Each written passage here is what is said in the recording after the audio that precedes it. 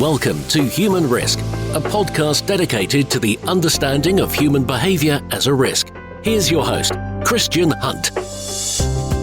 Hello and welcome back to the Human Risk podcast. On this episode, I'm exploring approaches to mitigating human risk. In simple terms, techniques that we can use to influence a target audience's behaviour. That target audience might be employees, customers, or even your kids. If we want people to behave in a particular way, to do certain things or not to do others, then we need to find ways of engaging them. We all know that simply telling people to do or not do something can be effective, but it's not a foolproof way to influence behaviour. We've all rebelled against authority at some point, and even if we're minded to do what the authority wants, there are times when what we're being asked to do requires us to be engaged in the exercise. Don't cross the road when the lights are red is different to don't be unethical. The first is a binary activity. You either are or are not complying with the instruction. The latter is much more open to interpretation. There's a qualitative element to the compliance. My guests, Lasse and Jacob Danelund, have been working on this challenge for some time. As you'll hear, their background isn't in compliance. They come to the field by other routes. What they focus on are techniques that we can use to get people's attention, ranging from gamification, that's turning something into a game, and who doesn't after all like playing games, to storytelling, the natural way we all learn as children. What works for kids also works for adults. Lasse and Jakob both work for Implement Consulting, a firm based in Denmark that, as you'll hear, brings a very Danish way of looking at this challenge. I came across Implement when they were launching Complayance, a combination of compliance and play, a digital platform that delivers compliance training through a compelling gaming interface. Lasse and Jakob aren't just designers, they're also podcasters, hosting a show called the Human Firewall. There are links to that in the show notes, including an episode featuring some guy you might recognise talking about human risk. In our discussion, we explore some of the ways we can influence other people's behaviour and how some of the traditional approaches we adopt might not always deliver the best results. And they've got some great stories to tell. I should warn you that the episode does briefly feature discussion of some adult topics, a horror movie, and we refer to a Danish children's TV show that has a surprisingly adult theme. So probably best not to listen to this episode if there are little people within earshot. Links to all of those topics and the other things we discuss are in the show notes. With that said, please enjoy my discussion with Lasse and Jacob Danelund on gamification and storytelling. Lasse and Jacob, welcome to the Human Risk podcast. Thank you so much. Thank you for so having much. us. Yes, and we're already talking in each other's mouth. I love it. It's like, being two guests and we're sitting in the same room in Denmark in our new podcast studio, and we just love talking into our new microphones. Amazing. Well, you are sounding great. And of course, look, I know who both of you are, but many of my listeners might not. So can you just give us a sort of quick overview as to who you are and what you do? Sure. Okay, we're not talking above each other now, so that's good. My name is Jacob. I am a psychologist, and I've done my fair bit of software development as well. So in my early days, I did a lot of pen testing and just fooling around in virtual environments, trying to figure out what was cool there. And then I've become very interested in the human aspects of how we use technology, and also a lot around what I'm working with now, training and learning and gamification. Yes. And I'm Lasse Frost. I'm a behavioral designer, whatever that is. By training, I've been working with behavioral design for the past 5 years. And for some weird reason, I've primarily been working with behavioral design and applying behavioral insights into compliance and security, which is a niche. And maybe that's why I found out that it was a really great place to be, because, there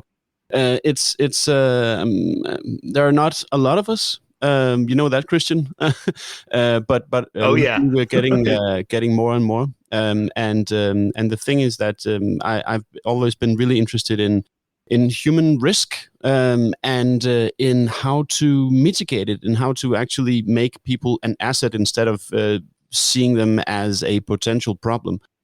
because I think that holds a great potential, especially within heavily regulated and very technical areas. I'm really struck by the interface of human and machine. And you've both pointed in that direction and sort of said that, technology forms a key part of our lives. And if you speak to any kind of information security people or cybersecurity people, they'll always tell you that it's human beings are the weakest link. And I wondered what your thoughts were in terms of sort of the interaction between human and machine and how we think about that and some of the dynamics you're seeing. Yeah, I think that we really give people very, very bad conditions for being anything else than the weakest link, because a lot of the interfaces and the rules that people have to comply with and to work with in their everyday lives. Just think of an SAP system.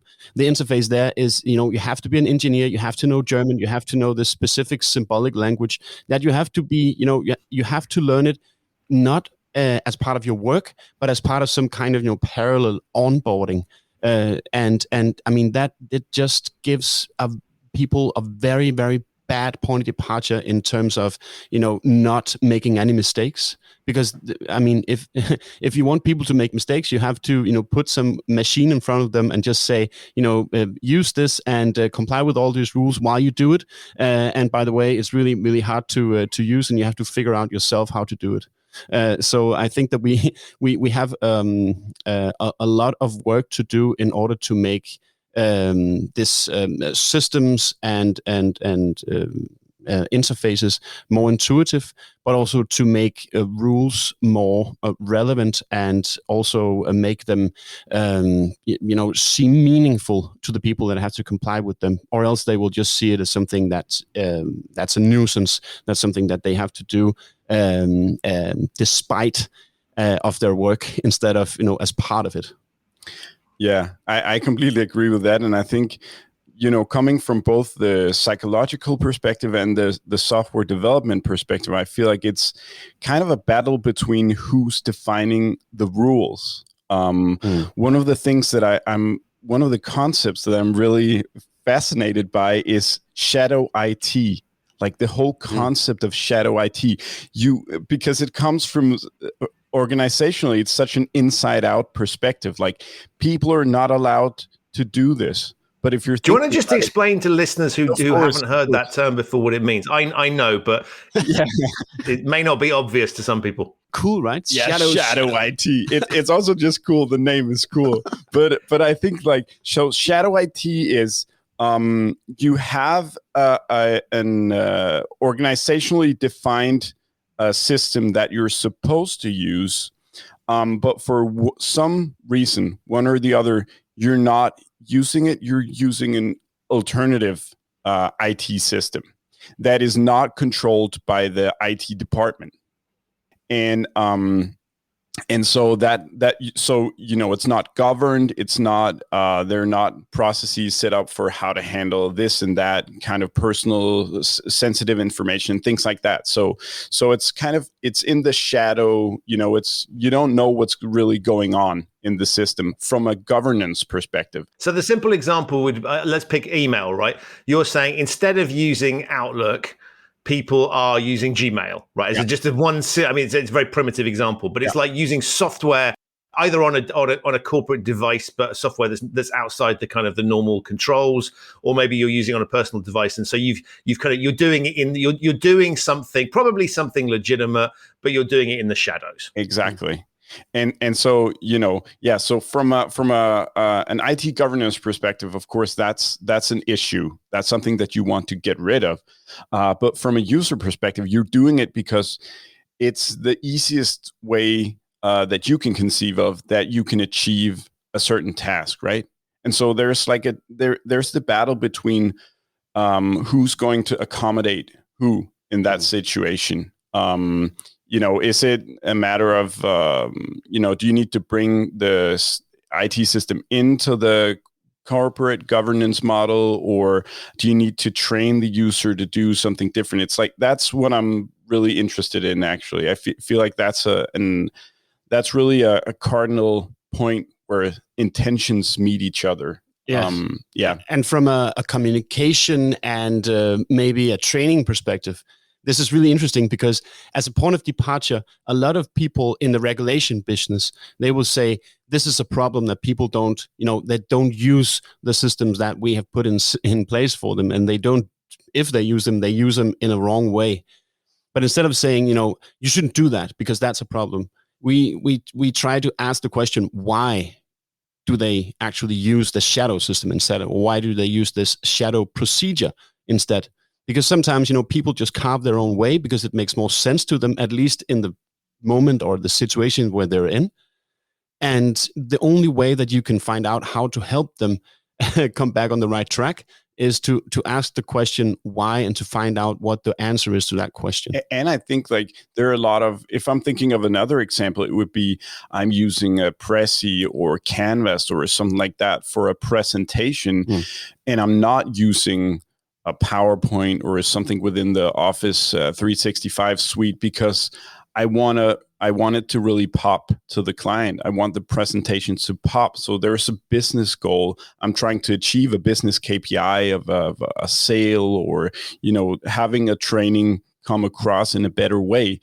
So in that sense, you're also, it's not just the individual user having not understood what he's supposed to use. It's also, he may be actually achieving very effectively another business goal that is, in his or her mind, the primary objective of why they're doing their job. Exactly, and that's why the main problem for compliance and security is that they're normally not a part of the strategic considerations of the organization. They're just isolated in some kind of technical department or in the regulation department. That is not a part of this the discussion fora where the board or the leaders of the organization find out what to actually do and why. What is our purpose?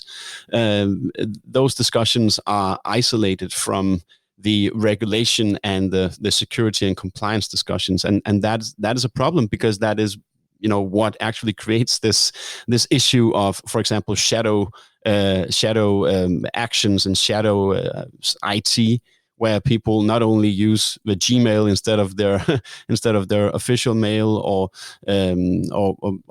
use alternative systems, but they all wrong browsers, but they also write down their passwords and they don't follow the procedures because they don't make sense in the moment because they're a nuisance. They're too strenuous to follow, and the reason why they have to comply with those procedures are not clear, or they're not a part of why you chose to be an employee in that organization.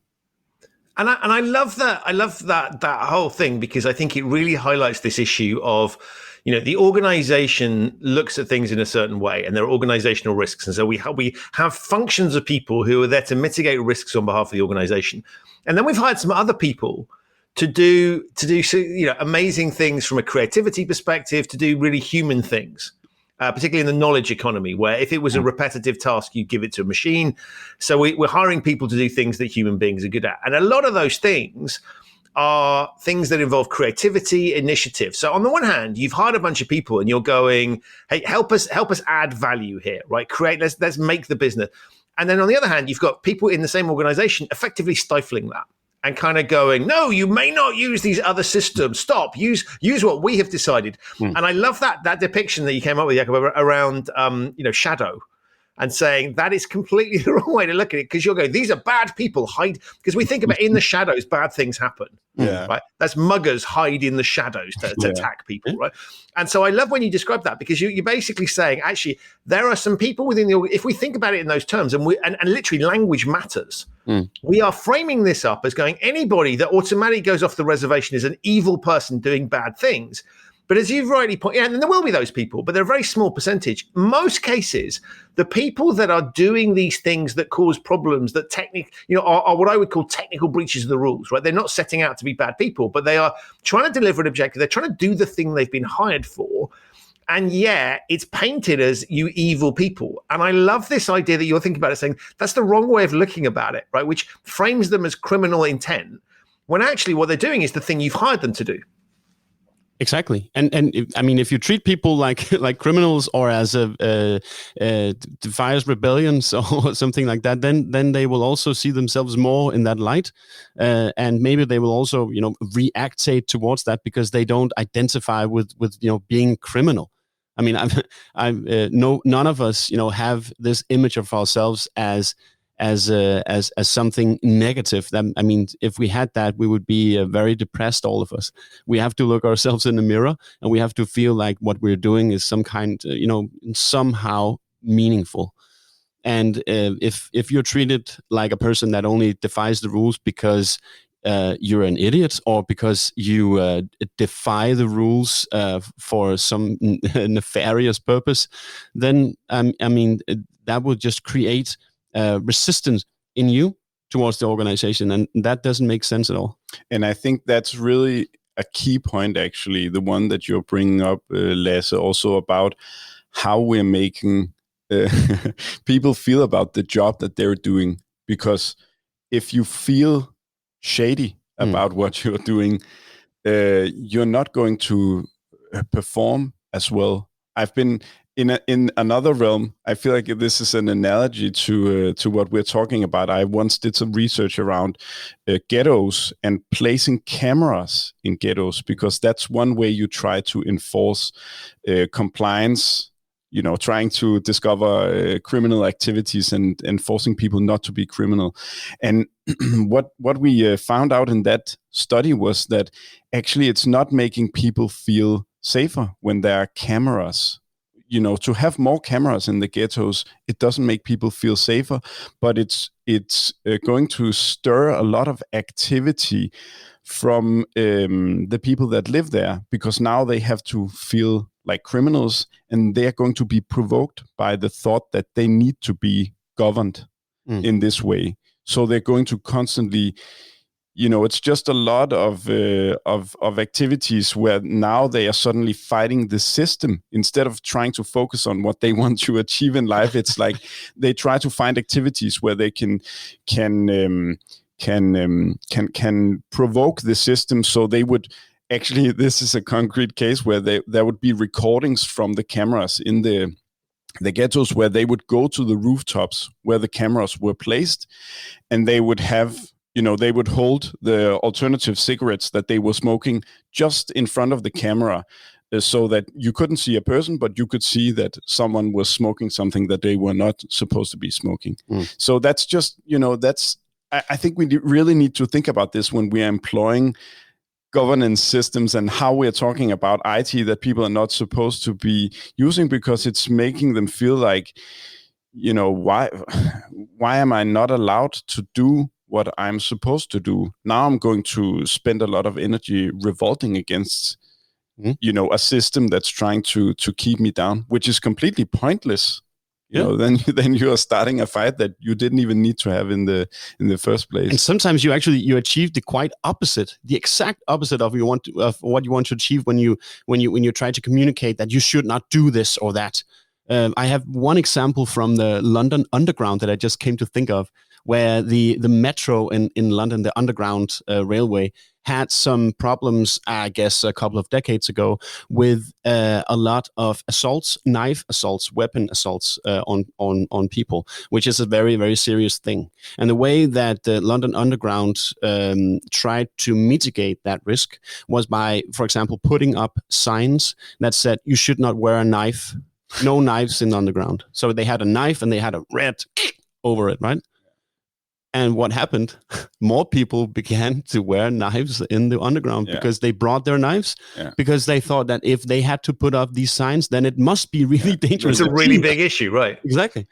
And I love this, because I think what you're pointing at here is this thing that people, we are sentient, right? And we recognize what's going on. And so we read cues into things, and it's not like a machine, or at least at the moment, won't know that you think it's evil or doing bad things, right? It has no sense of that.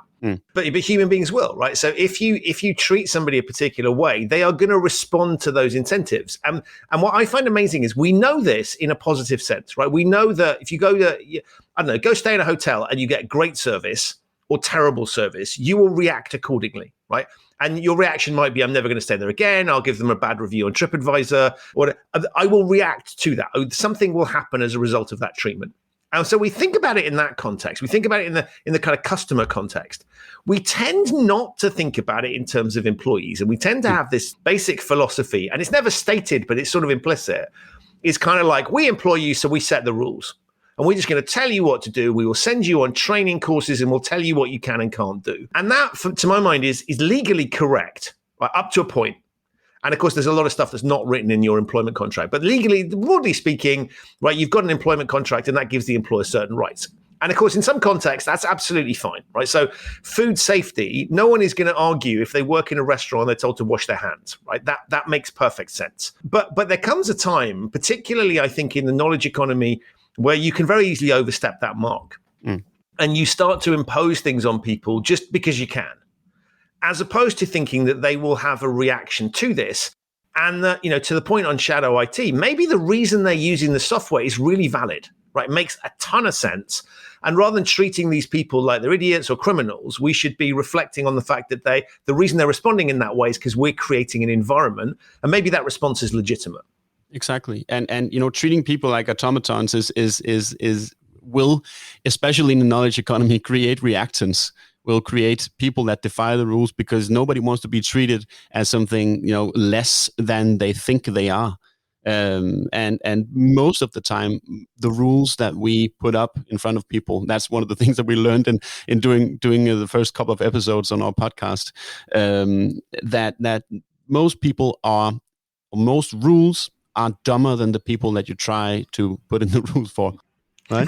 so rules are dumber than people, and you have to remember that, because it's a really, really crucial point. That when people don't comply with your rules, it's not because necessarily that they're stupid. It's maybe because the rules that you put in front of them are stupid, or that the procedures are not in accordance with what is a good work day for the people that have to comply with them. So micromanagement is often a bad thing, because you cannot predict every situation, and people are always in a context. And when you write a rule, it's not, you can't take into account all the aspects of, context around, what will happen when I do this and that in that situation, or when I want to achieve X, Y, or C. So trying to communicate that to people is really, really hard. And I think that it's been an issue for so many years, even not just decades or hundreds of years, but millennia. I think I've heard a story from the Greek mythology, actually, which which highlights one of the crucial points here about Cassandra. Do you know Cassandra, guys? I do, but yeah, again, tell the listeners who might not have heard. Yes. So Cassandra is a figure in the Greek mythology that knows the future. She can predict what will happen. So that's her blessing. But she also has a curse. And the curse that she has is that nobody believes her. So she tells what happens, but nobody believes her.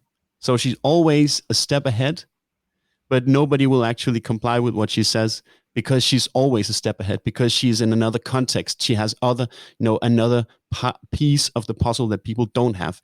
And she assumes that the people that she talks to and that she warns about, what will happen. For example, King Agamemnon. She says, you will get killed in your bathtub by your angry wife when she comes home.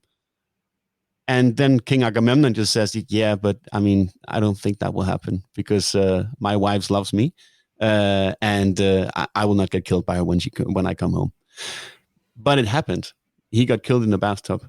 And the problem for Cassandra was not only also this, but she spoke in riddles, because she was this when you predict the future, you are this kind of fortune teller, right? You're like, oh, but you will have to, and she speaks like, in abstract symbols and in riddles.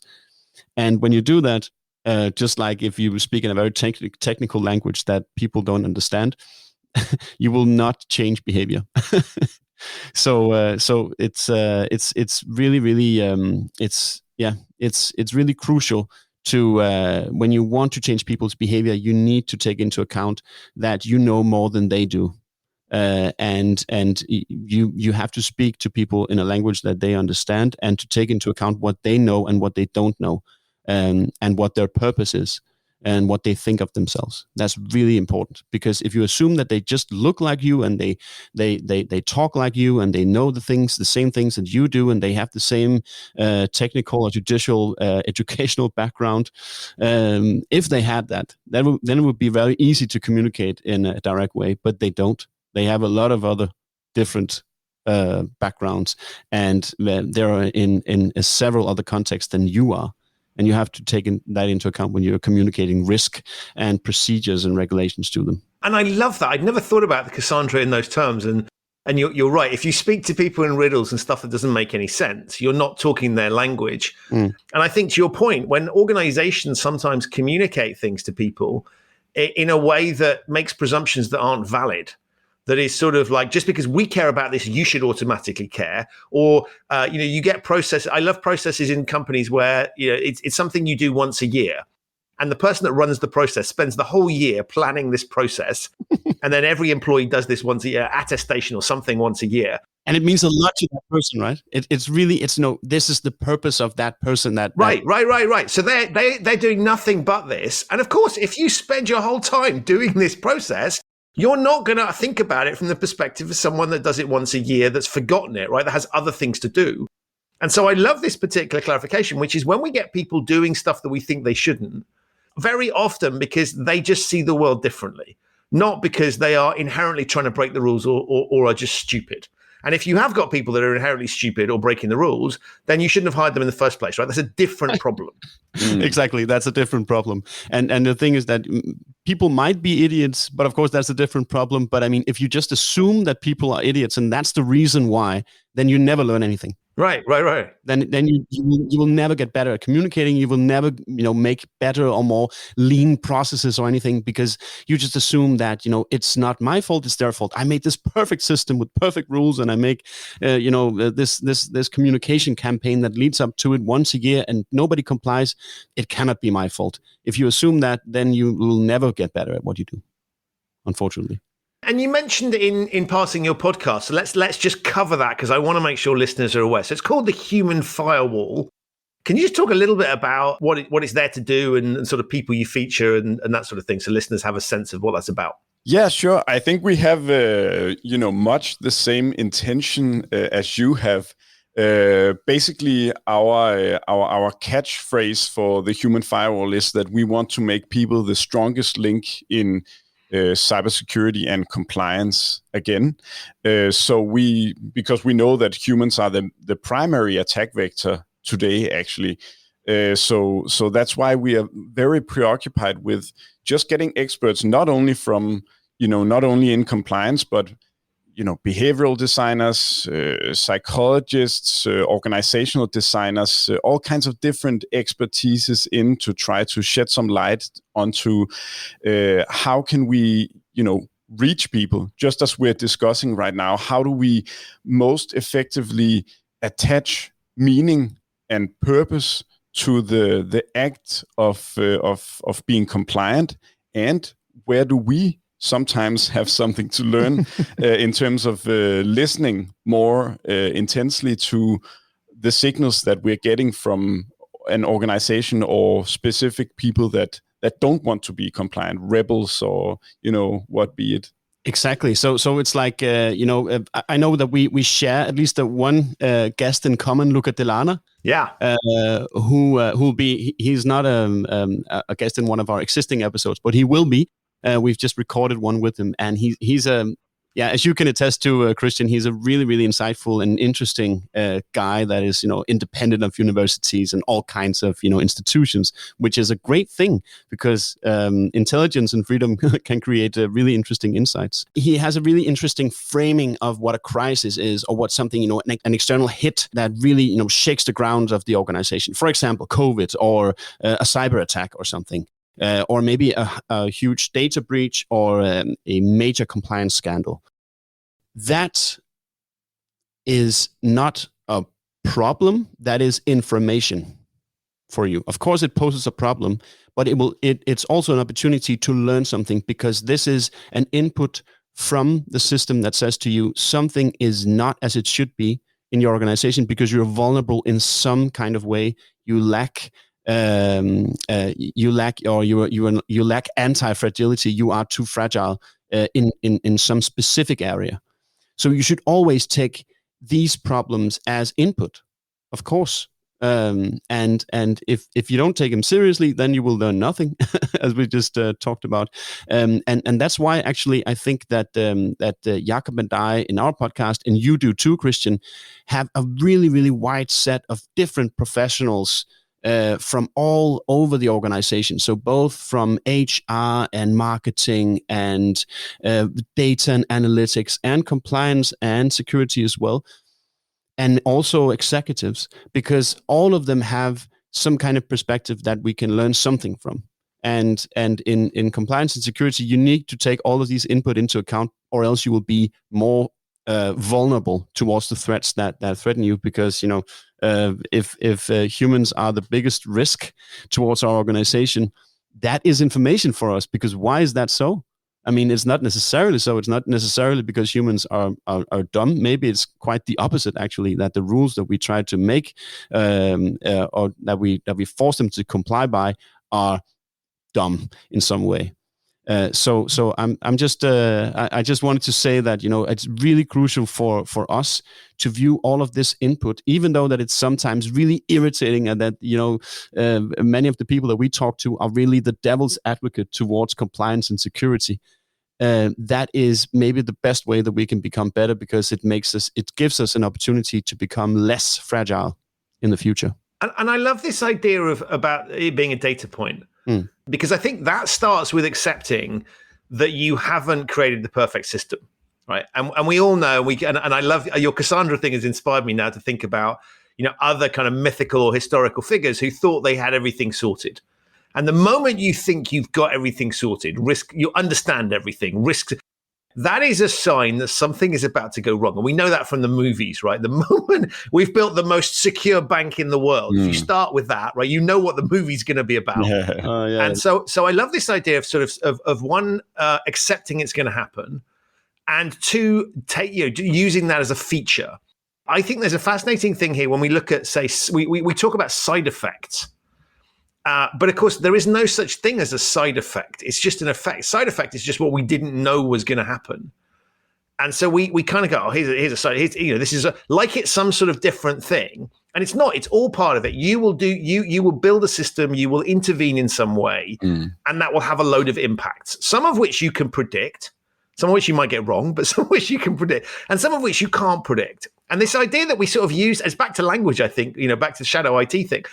Is sort of, if we use the term side effect, that kind of suggests that it's a minor thing. But it's not. It's a feature of what you've designed. Yeah. You might not realize it at the time, but we need to deal with that. And I think when we take medicine as an example, we all accept that there will be side effects to the vaccines, but we'll take the vaccine because we don't want to catch COVID, and it's a better thing. And so we sort of accept that. But nobody, this term side effects sort of suggests that somehow it's a bad thing. And I would say when you're building control frameworks and designing systems, particularly where there are people involved, and in contexts when you are hiring people and expecting them to be creative and human, then of course you're going to get these other things. And so asking that question of saying, one, let's just think about what these might be. And secondly, be ready for the ones that we haven't thought about and see that as a positive opportunity to improve, has got to be healthier than the kind of answer that people like, which is, we have nailed this thing down. Let's move on. Now that we've built this thing, we'll move on to the next thing. But that's not how the human world works. No, exactly. It changes all the time. And sometimes people are, because they I mean, we don't know what goes on in the brain, and we don't know all the depths of our psychology. And this is complex in itself, but especially when millions and even billions of people interact with each other, it creates a system that is so complex and chaotic that you need to take all of these issues as signals instead of noise. You have to take them seriously and find out, okay, what can we actually do, and not just only stick to specific measurements of, we for example, in security, we have a tendency to measure the risk that poses us by output measures. So for example, that the amount of breaches that has been hit or that has hit our organization. That is a measure of how risky it is. But I mean, then you can look at how many breaches hit you in the past. Maybe 1 2 years ago, and then 0 1 year ago, and 0 this year. Does that mean that you're less vulnerable? I don't know, because that's a really invalid measure. Instead, you should look at some of the input measures instead, and look at what behavior do people actually have, and is that in accordance with what we believe serves our organization's security? Because then you will be prepared. Then you will have maybe also a reference to the risk pyramid by Luca Delana and others.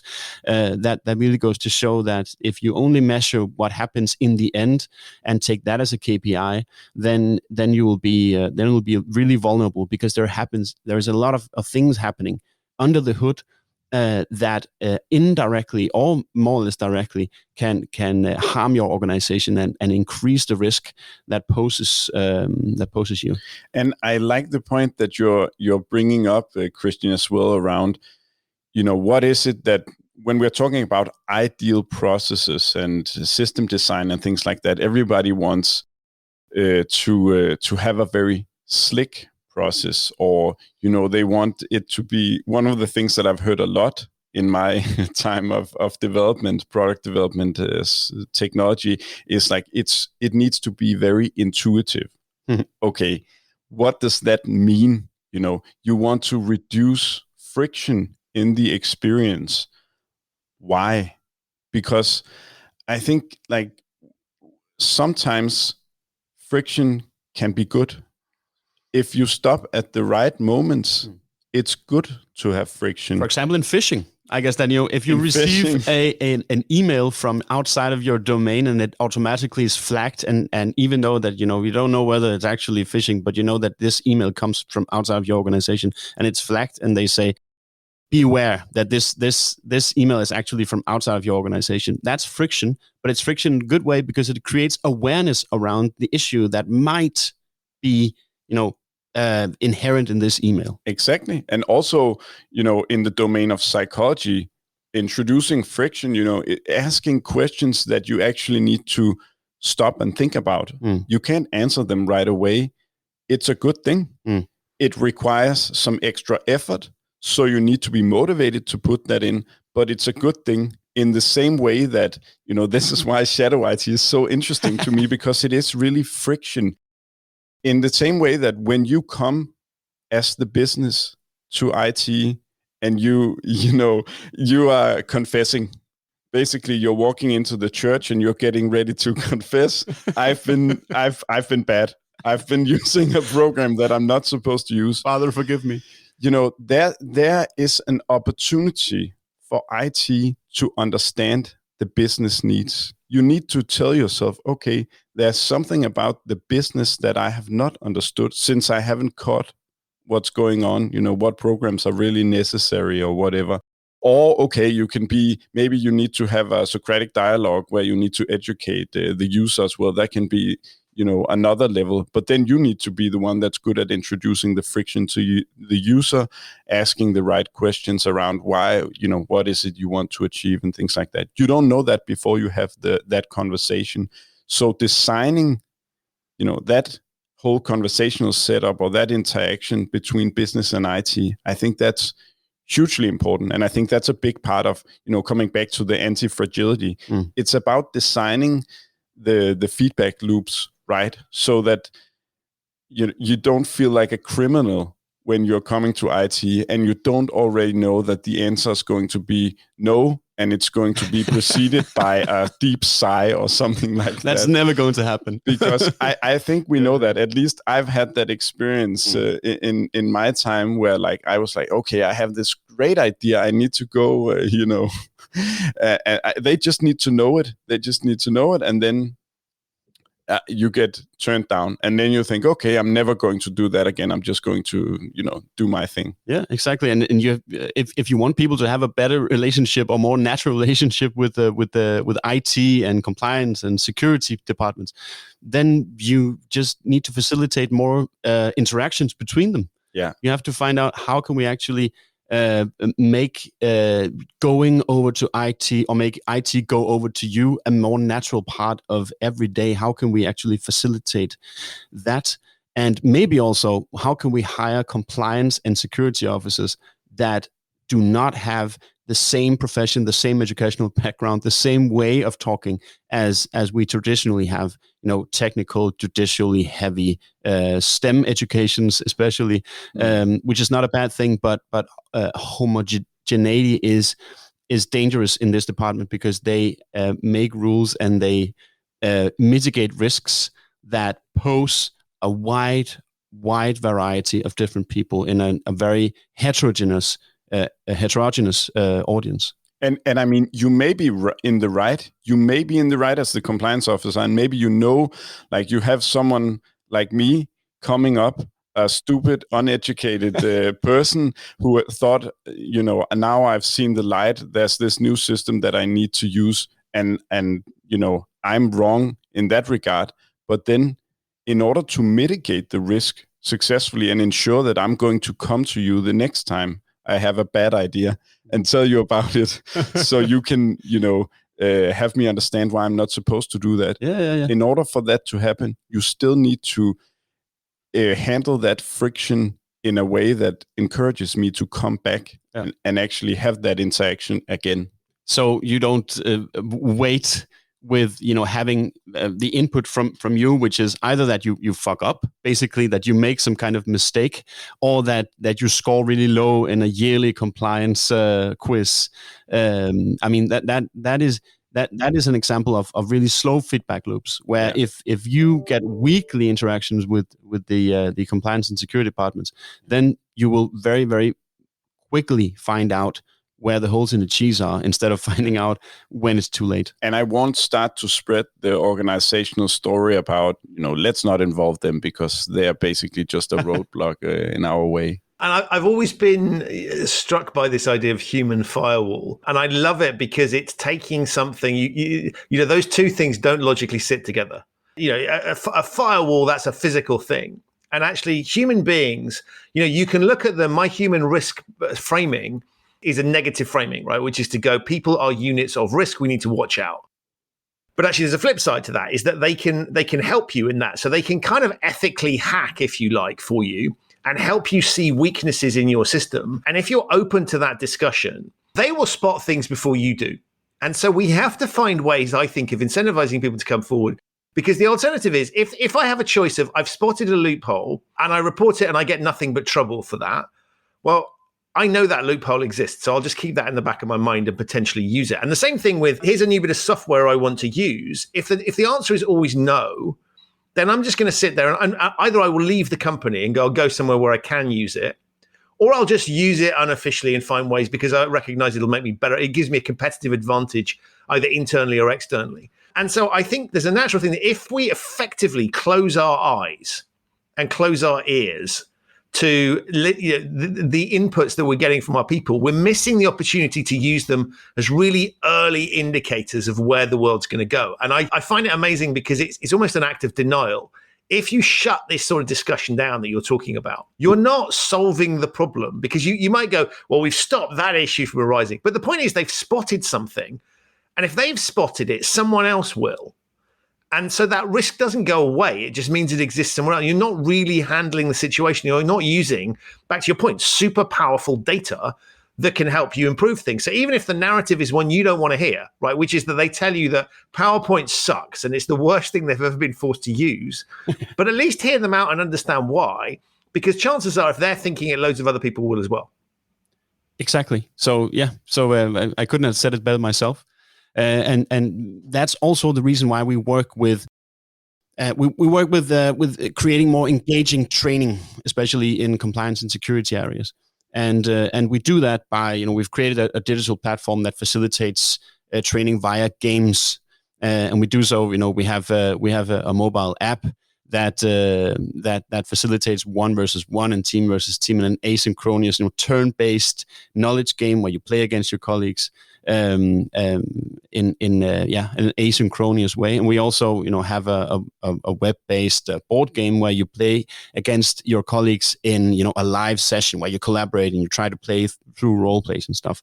But the reason why we do that is because a lot of training is based on this very, very slow feedback loop, while also being unengaging and boring, because the content of the training is quite, frankly, quite boring, because it's also, rules, and it's technical stuff, and it's security stuff, risk stuff about risks that you don't feel in your everyday life. So it seems irrelevant for the individual employee. So we need to change that training and to engage the human firewall by facilitating training in another way. So what we've tried is to make training loops shorter, in the sense that we facilitate training in the mobile app where people play against their colleagues in 90-second loops where they answer a question and then it's the other colleague's turn. And what happens there is that we actually find out that people play, even though that we say to them, you should not play in the evening, you should not play outside of work hours. They play more or less 50% of the time after 8 o'clock in the evening and in the weekends. And the reason why we find out that people actually have an intrinsic motivation to seek out the training is that it's fun and social. But the other really great impact of that is that it's micro interactions that can happen all the time. So it's not just one yearly training where you go through all of the stuff that you need to know and then you're done. Then you tick the box and then the whole organization has been trained technically. But if you really want to share the knowledge around in the organization, then you need to facilitate the training in another way, and that's the reason why we try to do so. Not just to make fun and games, but also to make the organization a learning organization instead of an organization where there is certain knowledge that is set in compliance and security department, and that sometimes gets out in one-day sessions every year for all employees as something compulsory, mandatory that they have to do, even though they don't want to. And I think another huge point for us is the collaboration aspect of it, because one thing is that you can take, I guess there are a lot of places where it's like compliance training is an e-learning that you take, and then you can kind of tick off the boxes, and like you're looking at the clock. Can I fast forward this video? Or maybe you actually do fast forward it. I heard a story about and. Yeah, I won't say the name of the organization because that would be too obvious. But it's an organization that's fairly big and international, and they actually they tried to mitigate this point of people just skipping each individual part of the e-learning by forcing everybody to watch at least 15 seconds. Yeah. And that's the thing, right? Then you're back to the surveillance part. Then you become one of the people living in the ghetto, thinking, okay, I'm being tracked on this. I'm gonna watch exactly 15 seconds of this video, and then I can fast forward. And then, or maybe just wait. I mean, just wait 15 seconds. Yeah. Well, you just open another window, right? So open your browser, 15 seconds, do something else, and let it run in the background. I mean, that's an example of a rule that's more stupid than the people that should comply by them. So what we are trying to do instead is, of course, to facilitate the conversations around what we're actually, talking about. Why is it that this or that aspect is important? And having also, the business input to it, because I think a lot of the times that's what's missing in compliance training is that we have something that we want to push over the line. You should know this, you should know this, you should know this. But, which conversation have you ever had where you couldn't nuance the points or say, okay, but this is where I'm coming from, and then you didn't get any reaction on that, but the person just continued saying to you, okay, but you also need to know this, and you also need to know this. You need to take into account where people are coming from, and they're not going to. First of all, they're not going to take it in, but they're not even going to reflect about it in the same way if you don't create the space for them to actually think about, okay, but in our department, we're used to doing this. What would that mean for us? And things like that. And it's harder questions. It creates more friction, but it's the right friction because that's what you need to have for change to actually happen in the organization. And it's also really crucial that, you can facilitate a learning process where if I was a student assistant and you were the CEO, Christian or Jacob, then we should facilitate a way for me to challenge you in knowledge that both of us should comply with, because that is a crucial part of actually creating a learning organization, that you have people not staying inside their organizational boxes or their departments, but actually finding out ways to share the knowledge with other colleagues from other departments and other levels of the hierarchy. And what I love when you guys talk about this stuff is one you're clearly passionate about it, right? And that just comes through, and it's a pleasure to talk to you about it. But the second bit is that what you're talking about here is something that if we thought about it, right, we know from the real world, and I always draw this distinction between the real world and work, not because I think there is one, but because that's often how we think. It's kind of like, here is a really serious topic, so we're going to give you some serious training. And we're going to teach you all this stuff so that you do. And you look at it and go, well, actually, look, that doesn't work in other contexts, right? What we should be doing if we want to engage people is borrow techniques from other people that are good at engaging human beings. And you can start at school and you can go, remember the teachers that were really good, right? That would make you think about it, that would inspire you to listen and pay attention and be interested in subjects that you weren't normally interested in, but they made it interesting. Or the teacher, or the opposite is the teacher that was really boring, even though they had I always used to think history, right? There is no excuse for not being interesting, right? Because you've got a ton of stuff there that is basically just storytelling, right? So if you're not making history interesting, you're telling boring stories. Equally, like chemistry and physics and things, there's plenty of potential to make this exciting. And so if your teacher's failing to do that, they are not doing their job properly. And I look at we should just be borrowing from that context. We should look around us and say, what is it on our iPhones or Android, other phones are available? What is it about Netflix? What is it about Peloton? What is it about all these things that works? And if we are doing something that goes against that sort of thinking, that is a technique nobody else would deploy, we better have a really good reason for doing that. And that reason isn't, oh, well, we've just always done it that way. Because if it doesn't work in the real world, those same human beings are going to work. And actually, in many cases, they are staying at the moment, they're staying in the same environment that they were in already, right? So if I'm at home, I'm fully aware of who is engaging me as a customer and getting my attention. And I think that's the benchmark nowadays. It's not good enough to say, oh, well, you're in an employment environment now, so you've got to do this, because it's the same thing as going through exams at school. We do it to tick the box, right? But if we don't enjoy the subject, we're not going to ever retain anything useful. And it's not going to take us to further places. And I love this idea about stimulating debate and discussion, because very often the object of training, it seems to me, is to shut down discussion, right? It's one-way travel. Well, these are the rules. This is what you need to do. There is no discussion. Go away. And you're like, if I ever get told that in the real world, I'm angry, right? If I go and talk to a government official and they're not listening to me, I'm getting angry, and I'm going to go find a way to deal with that anger. And if you want your employees to be positively engaged, it's not good enough, I think, to just sit there and say, we're going to force this on you. You have to start thinking in the terms that you guys were talking about. Yeah, exactly. And then if you don't do that, then what you do is just hocus pocus. It's abstract nonsense. Actually, the word hocus pocus, I know we talked a lot in analogies today, but it's just, I love it. Really but this is illustrating the point, right? If you the reason you're using these stories is because that's a really good way of getting the message across, and we all understand it and nod. And we find it more funny to talk about. I mean, it makes the purpose of the content of the conversation much more engaging, because it's like, whoa, Greek mythology and the medieval stuff, and it's just really, really nice to talk about that, because you get a vivid image in your head that really sticks with you in another way than just a random fact that you read from Wikipedia. But okay, just one caveat from this, right? Or one just a divergent point. Do you know where hocus pocus come from? I just learned it, so I want. I don't. I go for it. You do? Okay. Yeah. Hey, can you tell it, Jacob?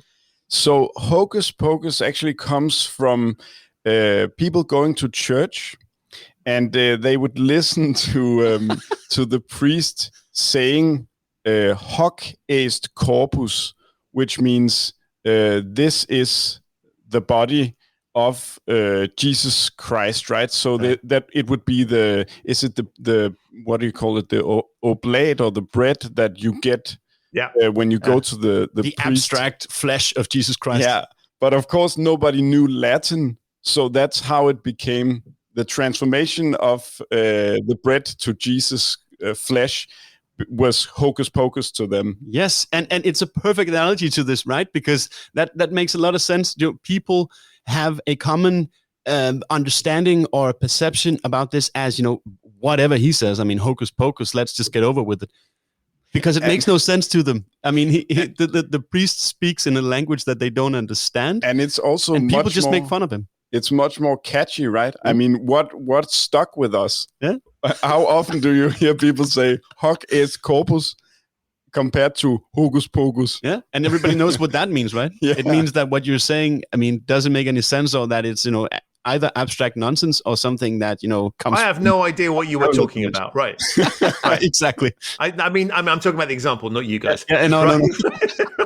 But I think that's a really good example, right? So if you look at priests would do this in Latin, that was not an attempt to engage the population, right? So they know the congregation doesn't understand this, right? And so they're speaking in a language, and there is all sorts of dramatic effect, and there's reasons for that, right? Transmits that you're educated, whole host of things. Mm-hmm. It's not designed for the population to say, I now understand the detail of this, right? You are it's a different form of influence. And I think there's a really good point, right? Which is, if companies speak to their employees in terms of regulations, in terms of, here's the risk to the organization, unless that resonates with you as an individual, I understand why this is relevant to what I need to do and how me not doing this could have a really bad impact, and therefore I don't want to do it. You're missing the point. And I think that's a really good illustration, is that tons of compliance training is named after a regulation, right? Yes. So the regulation comes down, it gets put in a policy, and we'll train you on the policy. Now, I don't live my life thinking about which particular laws apply at which particular instance of my day in my private life, right? I kind of know the rough things I need to right?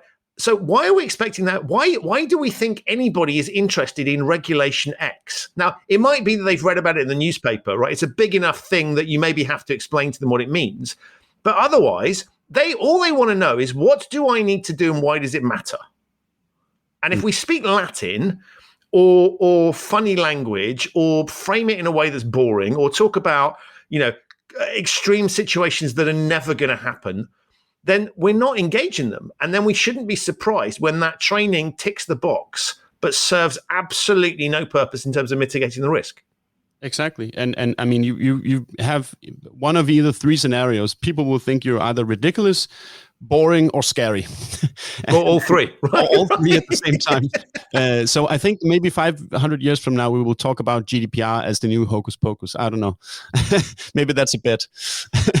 Right. And it's funny. GDPR is an interesting one, right? Because so for non-European listeners, this is basically a EU privacy law, put in very simple terms, which for all of us in our personal lives means every time we log onto a website, we get really annoying cookie questions. And it also means we can't access certain US websites because they don't. It's impossible for us now to process data in, on European citizens in the US, for example, because the US is a third country now in the terminology of the EU. And that makes it really, really, really frictious for us to go about everyday conduct. But I think it's interesting because there's a law that actually, as for an individual, it's well intentioned, right? It's preserving my personal privacy. Yes. But the way that it manifests itself on the internet for me as a user, just on surfing the web in my personal life, right, is really annoying. Yeah. Right. It's super irritating. So I don't like that law. Right. Even though it's in my interest, my perception of GDPR, terrible idea. Right. Really irritating. Also, as a worker, I mean, you have to delete all the mails in your inbox that contains some kind of personal information when you don't need that anymore. Then you basically just need to be your own secretary in looking through all the thousands of emails that you've got. And it sucks. But my thing is, one is I think that's bad legislation.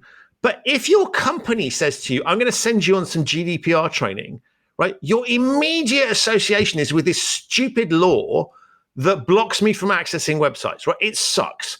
So you wouldn't invite someone to a GDPR party, right? Because that would be the most boring event known to man, right? Exactly. So why would you call it GDPR? Fine, have the policy so you comply with the rule, but don't talk about it to people, right? You literally have chosen a toxic brand to go issue some training. And then you say, compliance GDPR training, right? You've got 2 for the price of 1. Yeah. 2 reasons I don't want to pay any attention before you've even dealt with the substance. And why do we need to do it? We need to do it because, or else we get fines from the EU. Yeah. Right. Or because, or else there will be some kind of, bad consequence for me. It's literally because I said so, right? That's what parents say to kids when they've got nothing else to give. And you go, if your employer's doing that, they're treating you like a kid. Exactly. So, but how do you get kids to comply? You tell them a story, or you scare them. And maybe the easiest thing is to just try to impose your authority in order to make them compliant. But that will just maybe just make them rebellious when you don't look. But the bit I think is interesting about that is people often say to me, well, I get what you're saying, right? But there are some laws and some rules where it is a dumb rule, right? And we just have to do it. And we think it's stupid and we wouldn't do it, but hey, that's the situation. And my response to that is to go, everybody accepts that in life, there's going to be a certain amount of stuff that's just crap and boring. So what you need to do is you need to go, okay, there will be times where we have to do that, but that should be the last resort, not the first point we go to. And so if you start to think along the lines that you've both been suggesting, what you can do is transform a heck of a lot of your program to be more behaviorally sound. And then you say, okay, for those small number of instances where we can't do that for some legitimate reason, then I think that's okay because everybody accepts it's not going to be 100% perfect and slick. And at least they will recognize that you're doing everything you can not to make the whole world feel like that. And so I think you're even increasing the likelihood of people complying with those situations because you've minimized the number of times that happens. And you've demonstrated that actually in most other cases you are reasonable. And so if you're not being reasonable, then there's probably a good explanation for it. And I can probably live with that. And that's where you can rely on I'm your employer, I'm going to tell you what to do. But if that's your first tool, you're missing loads of opportunities to do engaging things. But you're also sending the worst possible signal. And so my view is always we should start with the thinking that you've outlined. And if we run out of road while we're doing that, then maybe we can go back to some of these traditional methods. But we can't start with traditional methods and then move to where you are. No, exactly. So it's really important that, of course, you cannot always make everything fun and engaging. But at least you should try to show people that you do an effort to do so. And sometimes you just say, we have to do this training because it's really important to our business. We cannot run our business if we don't do this training and if you don't know this stuff. But that's another framing than just saying because I says so. And I think that's really crucial. So that even though that you're not able to make GDPR regulation interesting or engaging or fun, you can at least try to facilitate the training in those boring and strenuous procedures in an engaging and fun way. And you can show people that you actually care and that if they have input or if they have some kind of feedback, you take it into account immediately because you take people seriously. And I think that's maybe the foundation of this. So everything should not be fun and games, but you should try to make an effort to target whatever you want to communicate or to facilitate or to impose on people in accordance with their needs and with their purpose, and take into account feedback from them with short loops. And I think catching on with the GDPR implementation on websites and things like that, some of the best implementations I've seen have been where people are not necessarily doing the long legal documents on the websites. Well, they have to do that, so they're also doing that, but sometimes you will have a video of the CTO actually explaining in plain English how is personal information being stored, and you're seeing a human face that's saying and these are the use cases for it, and we're not going to deliver it to third parties and things like that. And I think that's the good implementations where you are actually seeing that instead of reading through a long list that most people do not go through anyway, because you don't have time to. Well, you also can't negotiate, right? So No. I always think it's funny when I'm on terms and conditions. It's like I have this thing with annual attestations, right? If I want to download some software, Apple or whoever says to me, "Do you accept the terms and conditions?" I can't go and go, "I don't like clause 25. Can you delete that?" Yeah. Right? I have no choice. Yeah. So in many respects, there's no point in reading it, because you sort of go, if I want to get to this website or do this thing, right, that's just the price you pay. Yeah. And it's unlikely to be controversial, so what the hell? Yeah. I think that's a good point as well. Like, there is no negotiation, so why do we pretend like it anyway? And then there are different implementations where they have, okay, I need only the necessary cookies and what does that things even like mean? that. Yeah, then again, there's a layer of interpretation that you're putting onto the website, and then they'll be like, oh, we can't show you this content because then you need to accept this as well, and things like that. And I think it's actually there's a reason why these cookie pop-ups are so annoying, and they're always in a contrast color, because the only reason why they're presented in that way is because you should click as fast as possible away from it. Right. Because right. Because the websites just want you to, abide by whatever accept whatever cookies we want to collect from you. Because we would like to get as much information from you as a user as possible, and we want you to click away from this cookie thing as fast as possible. Just like the terms and conditions. I don't know whether have you seen the South Park episode where they show the consequences of just accepting terms and conditions without reading them? This sounds amazing. Oh, it's horrible. It's called the Human Centipede. And I don't know whether you have seen the horror movie The Human Centipede. And I don't want to go into I'm aware of it. Fortunately not, yeah. I haven't seen it either, but I know what it's about, and that's enough for me. Never seen it. I'm not putting a link to that in the show notes. Don't put it in the show notes. Don't mention it. Don't mention the war. No, but the thing is that, I think it's Kyle, one of the characters in South Park, that just accepts. And then he says to his friends, I in order to install this new version of iTunes on my computer, I just hit accept on terms and conditions, and they're just like, his friends were like, you just accepted without reading it? And he just, yeah, I did so. And then 5 seconds later, there are like 5 agents coming down from a helicopter, taking him out to the helicopter, flying him away to a deserted island somewhere where horrible things are done to him. So watch it if you want to. I got to check that out. If that's enough for you. but you know what? As you were talking, one of the things that occurred to me is that there's often a negative sense when we talk about, if you think about sort of firewalls, it's preventing bad things from happening. And people are going to part of the reason I might shut people down, right, is they're coming with problems, right? They want to use some renegade piece of software. They want to breach my carefully considered compliance program. And so there is a thing where you can go, there's a natural, I can see why if you're a control function, you would go, oh man, right, all that's going to happen now is I'm going to have a bunch of people coming to see me. Now, I think that's a bad argument, and you should be open to that. But that's a negative. There is a positive framing of this as well. And I thought it's interesting when you talk about your training, right, and people are doing this out of hours. Okay. Now it's okay from a work-life balance because it's micro stuff, right? So it's not, they're not spending 800 hours on Candy Crush type thing, right? This is small amounts of stuff. And to be honest, if they're spending tons of time, you've got some really interesting thing going on here, which is you've managed to engage them on a topic that you wouldn't expect it.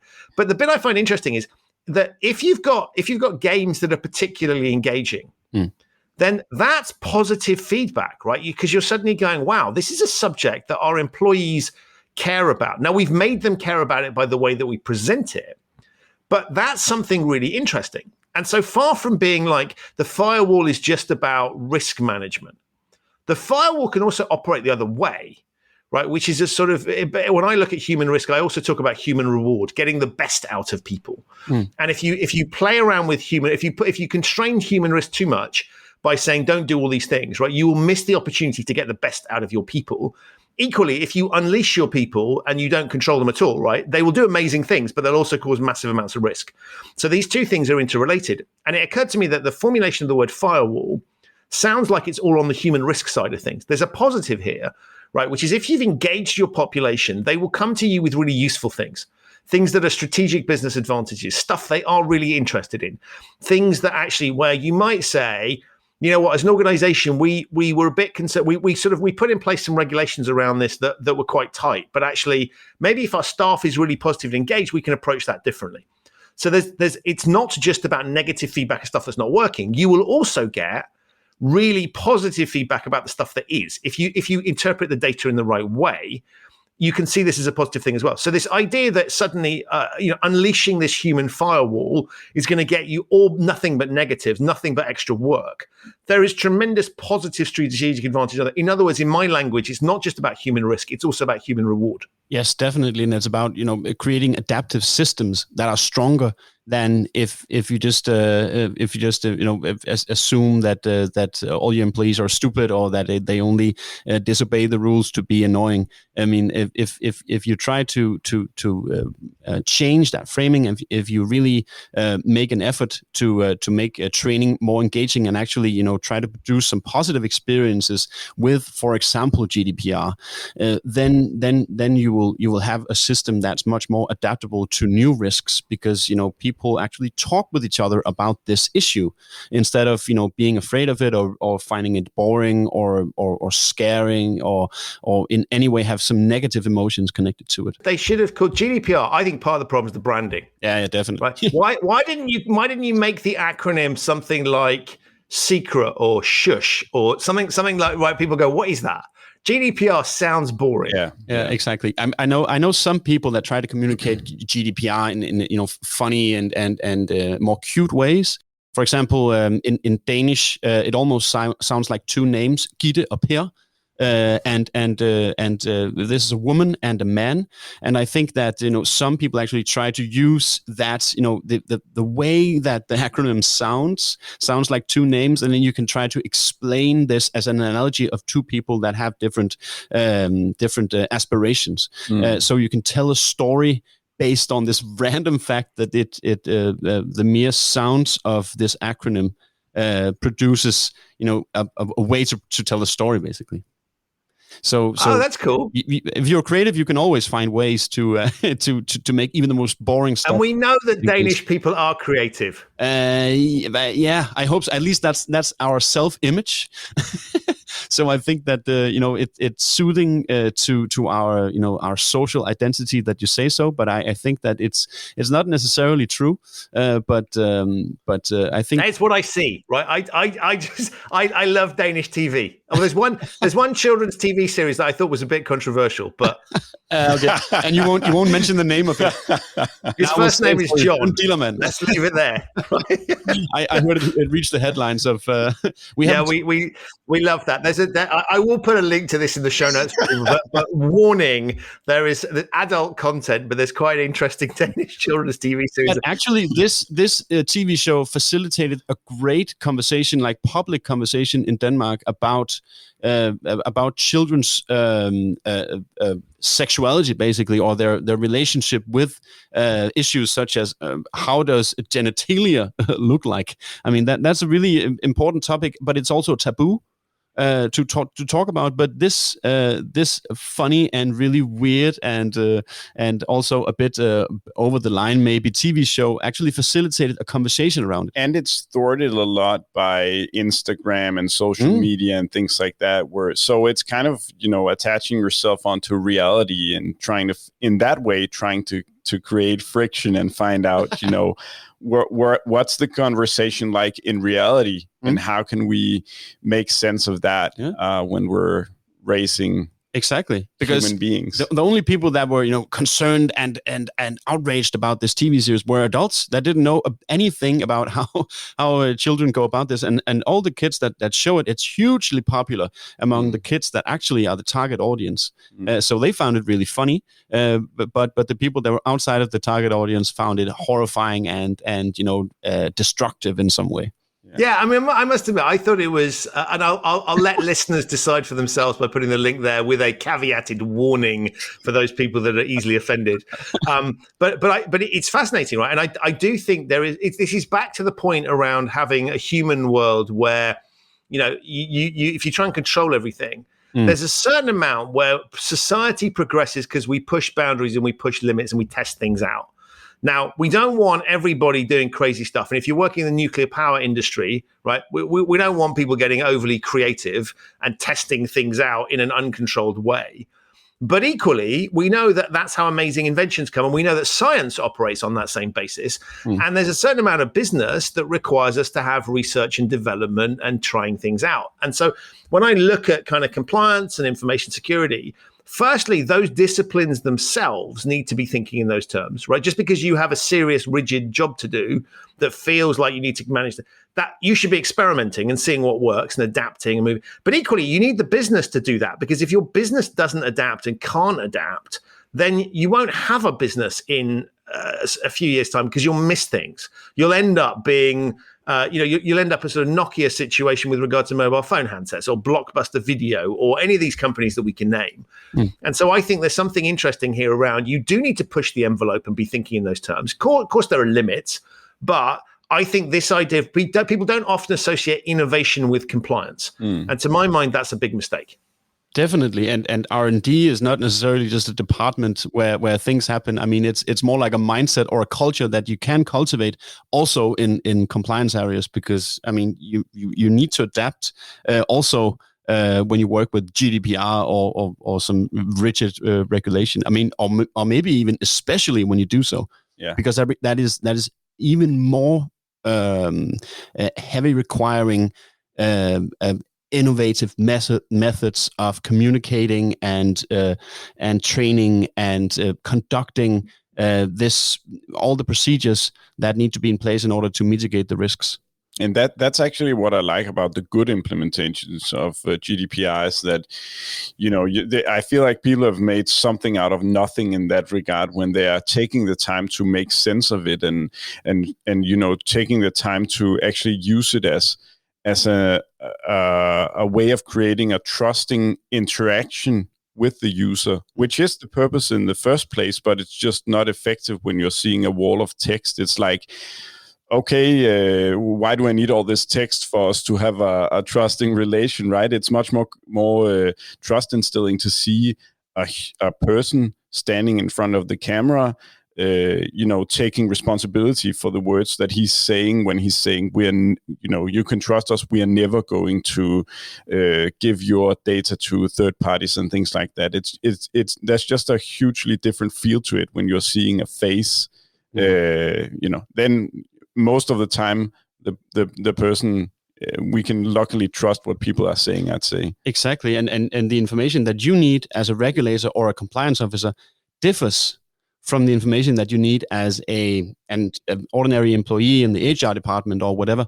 I mean, it's really important that you don't show all the complexity to people. When you go to a mechanic, they don't show you, I mean, they don't expect you to know everything about the car.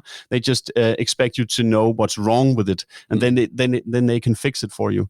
If you use an iPhone, you don't necessarily know how it works, and you don't have to, because there is a user interface that actually facilitates you using it in accordance with what you want. And also, the final analogy is the toilet, which is a great thing that I'm so grateful for having, because my toilet actually at home broke yesterday, and I realized that I have no idea how my toilet works, but it has two buttons and they work.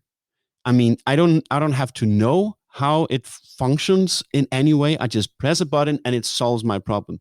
But as soon as it breaks, I just become aware that I have no idea how this technically actually fits through, and this system I have no idea the complexities of. And I needed to know, because now I need to actually to repair my toilet. But the ingenious thing about this is that I didn't need to know, as long as it worked, because the user interface is so intuitive. I normally say to people, that is a great note on which to end the show. We are running out of time. I've decided that is a shit note, literally, on which to end the show. But I think you've taken us to an amazing place, and you've once again illustrated that stories really matter. Gentlemen, thank you so much for all the work that you do and your podcast. And I will put links to that and how to get hold of you both in the show notes, because I think you will have stimulated a whole load more thoughts amongst the listeners. So thank you for being supreme pleasures, being great ambassadors for Denmark and Danish thinking, but also just being incredibly thought-provoking guests on the podcast. It's been a real pleasure. You too. Likewise. It's been a great pleasure. And thank you for doing this podcast. It's so great to have, ambassadors of this great point out there in the world. So thank you, Christian. Thank you so much. Hey, we're on the same team, and it's a pleasure to be there. Thank you so much. Definitely. So that's it for another episode of the Human Risk Podcast. My enormous thanks to Lasse and Jakob for appearing, and to you for listening. To find out more about the topics that we discussed in the show, including implement consulting, compliance, the Human Firewall podcast, and some of those references that we mentioned that you may not have heard of, have a look in the show notes. There are links to all of those there. If this is your first time listening to the Human Risk Podcast, welcome. You can subscribe wherever you get your quality audio content. It's available on all of the major podcasting platforms. If you like the show and have yet to leave a 5-star rating on whichever platform you're using to listen to it, please do so. It really does help. To find out more about human risk and the work that I do with my clients, have a look at human-risk.com. There you'll also find links to the Human Risk newsletter, video channel, and video blogs. I'll be back very soon with another episode of this podcast. But in the meantime, stay safe. Remember that playing games can be fun, and that storytelling is a really powerful way to communicate. I'll see you very soon in another episode of the show. In the meantime, thanks for listening.